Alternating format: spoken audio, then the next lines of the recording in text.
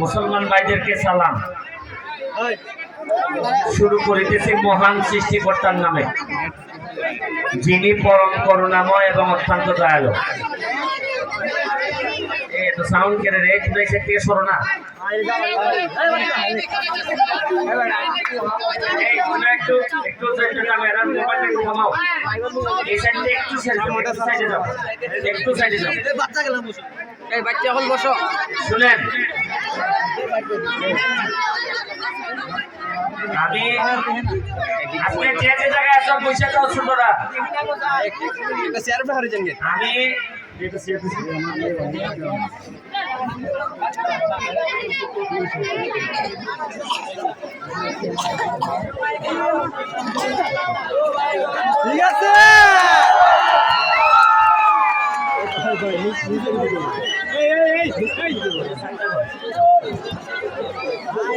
শুনেন, আমি জানি যে কথা কয় না রে, কথা কইলে আর বল পাই যায় না। আমি বল দিব, কিন্তু আজকে টাকা নিয়ে আসছি, বল দিব, কিন্তু সাউন্ড করে না। এখন শুনেন, এখন গান বাজনা রেডি। গানের সময় কোনো বক্তব্যই ভালো লাগে না, আমি চাইও না লম্বা বক্তব্য দিতে। আমার কথা হইল যে ভোট দিচ্ছেন আপনারা, বক্তব্য দেওয়ার আগে আপনারা ওইভাবে আমারে চিনতেনও না, তারপরে আপনারা আমারে ভোট দিয়ে সম্মানিত করছেন। আমার এখন আগামী 5 বছর কোন বক্তব্য দেওয়ার কাজ না, আমার কাজ হইল কাজ করে আপনাদের হৃদয়ে জায়গা নেওয়া।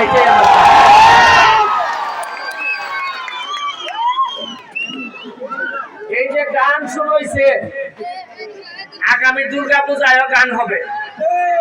আমি আপনাদের বাগানে আগামী দুর্গা পূজার সময় লিটন যে বলে যাচ্ছি যে আপনাদের দুর্গা পূজার গানের যা খরচ লাগে আমি দেব, এবং বড় ভাবে যেন গানের প্রোগ্রাম হয়।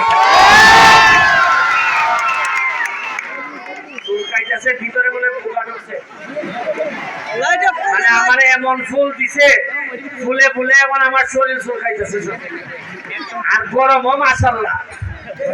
শুনেন, আপনারা আশ্চর্য হবেন, এত বছর ধরে এমপি মন্ত্রী আসে, চা বাগানের যে চায়ের দাম কম, এখন পর্যন্ত কেউ জননেত্রী শেখ হাসিনার কাছে গিয়া বলে নাই। আমি এমপি হওয়ার 1 মাসের মধ্যে, আমি জানি না যারা তরুণ আছে তারা ফেসবুকে লিখে থাকতে পারেন, নেত্রীর সামনে দাঁড়াইয়া বলছি, মাননীয় প্রধানমন্ত্রী, আপনি চা বাগানের মানুষের মা, তারা আপনাকে মা মনে করে, আপনি ছাড়া তাদেরকে কেউ রক্ষা করবে না। আমি বলছি যে যতদিন আমি এমপি আছি আমি চেষ্টা করে যাব তাদের দাবি দেওয়া। মজার জিনিস কি জানেন, আপনারা কি কখনো দাবি দেওয়া করে কি আমাদের কাছে, নেতাদের কাছে কি আপনারা হীরা চান, স্বর্ণ চান, গলায় হীরার মালা চান? সামান্য আপনারা শুধুমাত্র মন্দির চান, রাস্তাটা চান। বলেন যে একটা মাঠ বানাই দেন, একটা স্কুল বানাই দেন, আর নাথ মন্দির আপনারা চান। এই 4টা জিনিসই মাত্র চান। আর নালুয়া বাগানে বা বিভিন্ন বাগানে মসজিদ আছে, মসজিদও চান। এই 4টা জিনিস দিতে পারে না কেন নেতারা? এখন প্রশ্ন হইল যে আমি কেমনে পারবো দিতে?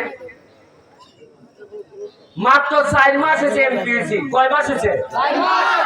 আবার বলেন, কয় মাস হয়েছে? আপনি কি জানেন যে আমি বরাদ্দ কত পাইছি?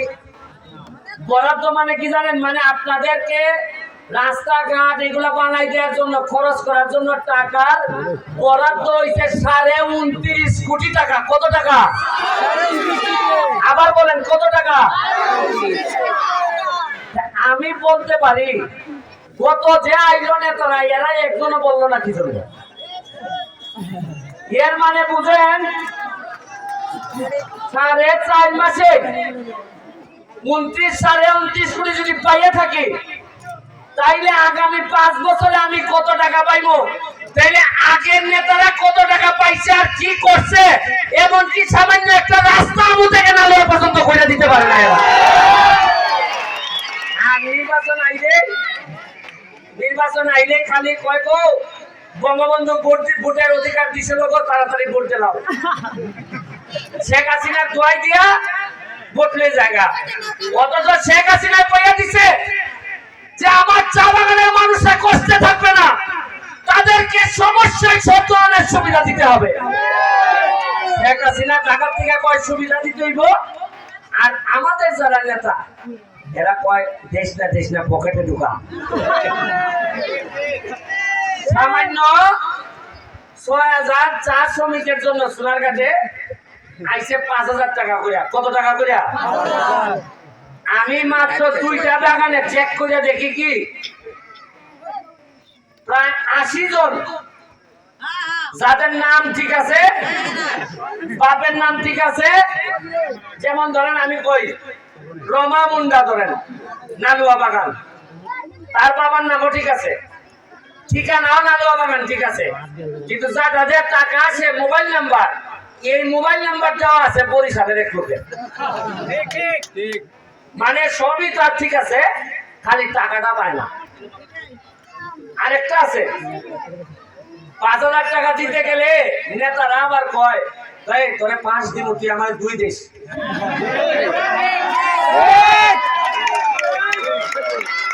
আবার কয় শোন 3 যে দিছি তুই বেশি, 2 দে আমার দিতে না, তুই যে 3 পাইতেছ সেটাই তো বেশি নেই। কিন্তু এইবার আর হবে না ভাই, হবে না। এইবার কইয়া দিছি আমি খুব নিরীহ মানুষ, কোনদিন কারোর সাথে খারাপ ব্যবহার করি না আমি, তবে আমার চা বাগানের কোন মানুষের টাকা যদি অন্যায় ভাবে খান তাহলে কলিজা থেকে পর্যন্ত টাকা তুললে বাইর করে নিয়ে আসবে।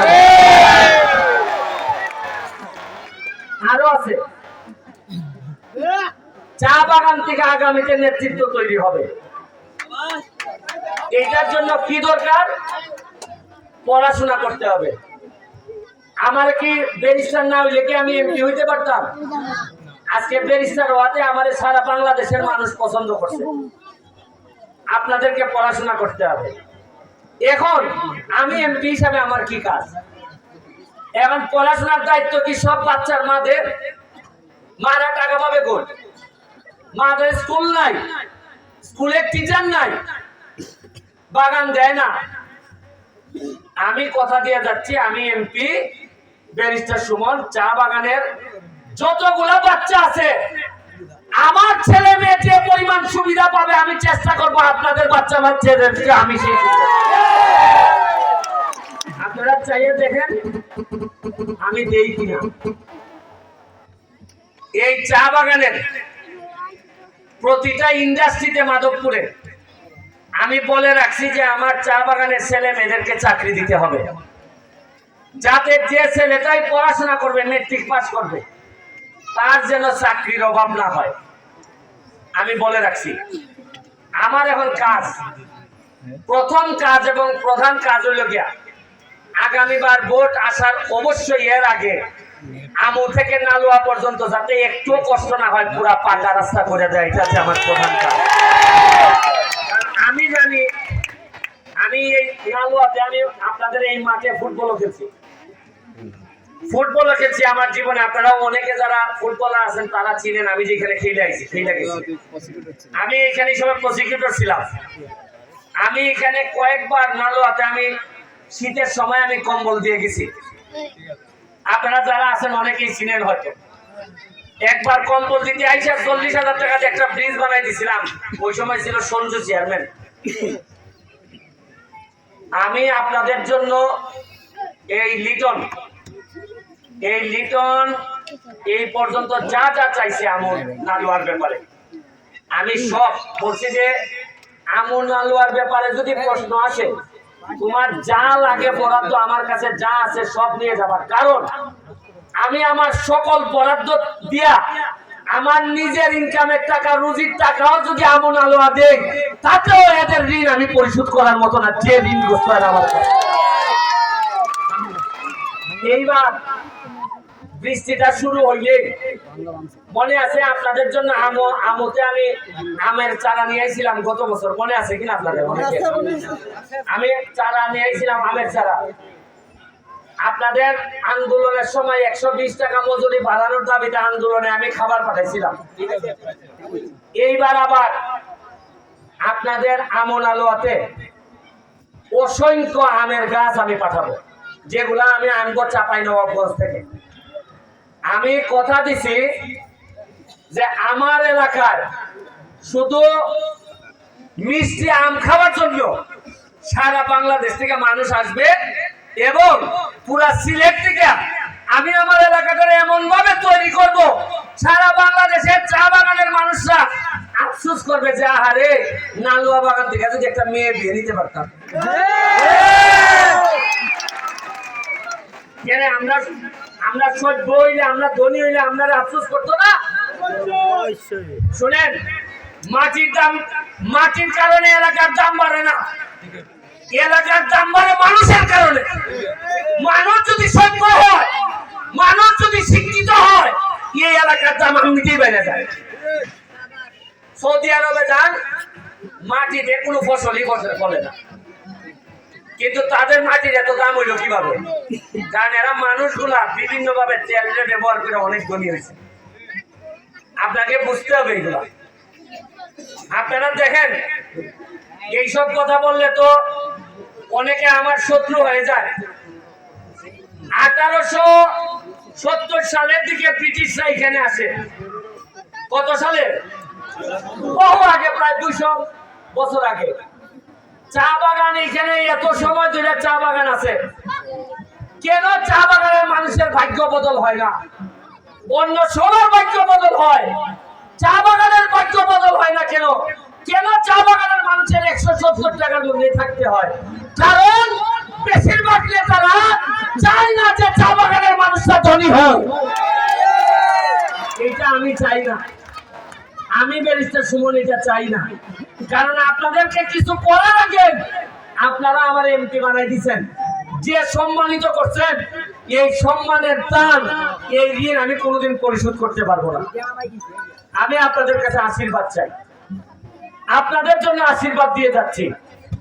আমি কথা দিছি সৃষ্টিকর্তারে যে আমার রক্তের মধ্যে যেন, আমার বাচ্চা কাচ্চার রক্তের মধ্যে যেন আপনাদের বাচ্চা কাচ্চার হক কোনো হারাম যেন না ঢুকে। আপনাদের বাচ্চা কাচ্চার টাকা মাইরা যেন আমি আমার বাচ্চারা না খাওয়াই, এটা আমি শপথ নিছি।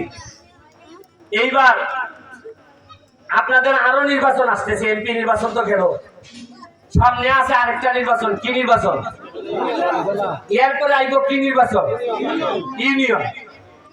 আমি আপনাদের কাছে একটা অনুরোধ, যে আপনারা যে নেতা বানাবেন, উপজেলা চেয়ারম্যান বানাবেন, আপনাদের কাছে একটা অনুরোধ আমার, যদি মনে করেন এমপি সৎ, এমপি একটা তরুণ ছেলে, সে ঘাম দিয়ে গোসল করতে পারে, যদি আপনাদের এইরকম মনে হয়, তাহলে অবশ্যই আমাকে সাপোর্ট করার জন্য আরেকটা তরুণ, একটা সৎ ছেলেরা চেয়ারম্যান বানাবেন। এটাই আপনাদের কাছে আমার। আর আমি সৎ, আর চেয়ারম্যান বানাইলেন ও সৎ। আমি সৎ, উপজেলা চেয়ারম্যান বানাইলেন 2 নম্বর। আমি শেখ হাসিনার কাছ থেকে বরাদ্দ আনবো, আইনা উপজেলা চেয়ারম্যানের মাধ্যমে চেয়ারম্যানকে দিব। আর এরা মিললে যদি কাটিং করে খাইয়ে ফেলে, একটা আমি আর কিচ্ছু করতে পারবো না।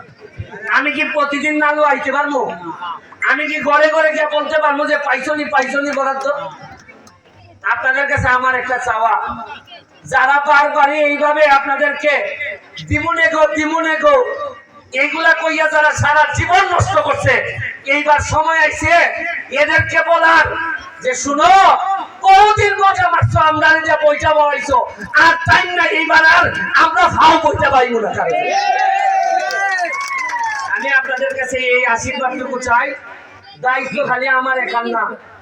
আপনি যদি ভাইবা থাকেন যে এমপি বানাই দিছে, সব দায়িত্ব আমাদের কোনো দায়িত্ব নাই, তাইলে আমার ক্ষতি করবেন আপনারা।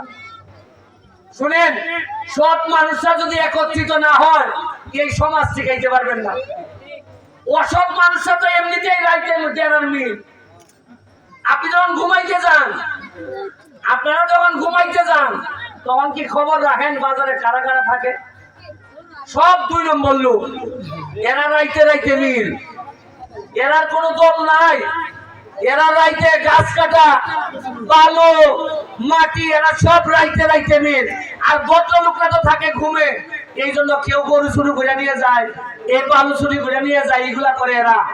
এরা এরা অনেক মিল।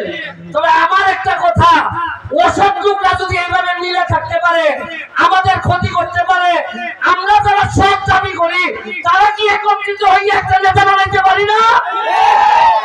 নাইলে একসাথে না হইলে আমরা পারবো না এদের সাথে। এরা অনেক শক্তিশালী। আমরা সৎ মানুষরা যদি এক না হন, তাইলে এই এলাকারে বাঁচাইতে পারবেন। আমি আপনাদের জন্য আশীর্বাদ করে যাচ্ছি। আমি দেখে যেতে চাই মরার আগে আমার সোনারঘাটে এমন সব ছেলে মেয়েদের জন্ম হবে যারা ব্যারিস্টারকে বলবে যে ব্যারিস্টার আপনি আগাই যান, আমি আজকে ম্যাজিস্ট্রেট হয়েছি, আমি আজকে জজ হয়েছি, আমি ডাক্তার হয়েছি।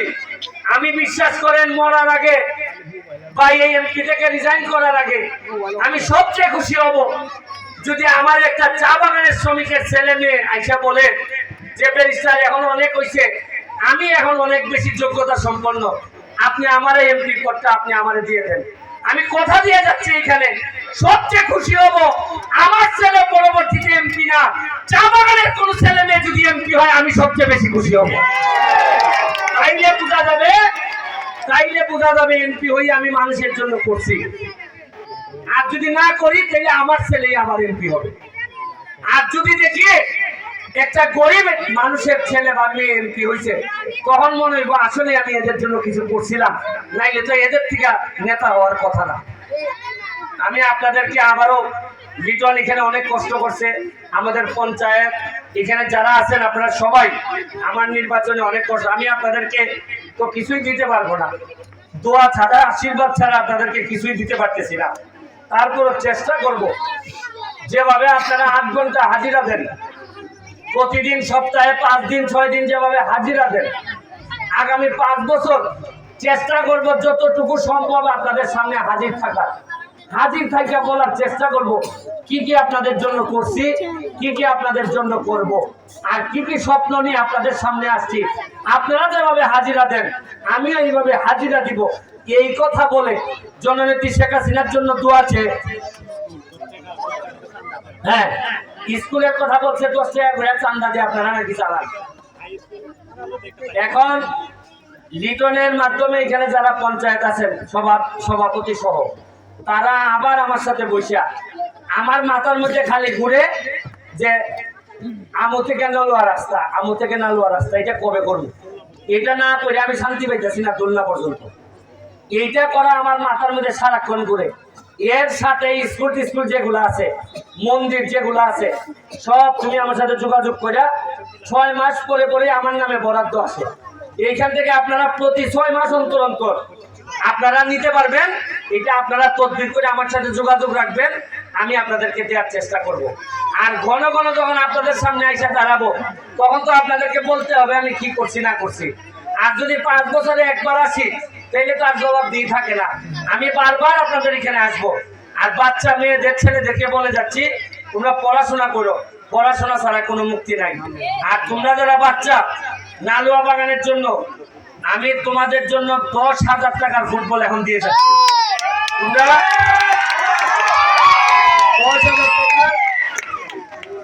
10,000 টাকার ফুটবল দিয়ে যাচ্ছি।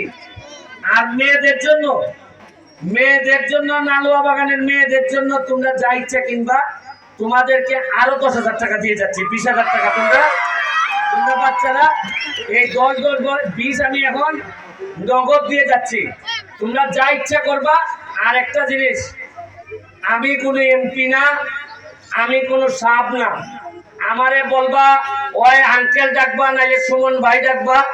অথচ আমার যারা বড় আছেন তারা আমারে সুমন ডাকবেন, কারণ এমপি কেউ সারা জীবনের জন্য হয় না। 5 বছর পরে আমি নাও থাকতে পারি, কিন্তু আমি আপনাদের হৃদয়ে থাকতে চাই, আপনাদের ভালোবাসার সুমন হয়ে, ভালোবাসার ব্যারিস্টার সুমন হয়ে সারা জীবন কাটাইতে চাই। এইটুকু বলে জয় বাংলা, জয় বঙ্গবন্ধু। ধন্যবাদ সুমন ভাই।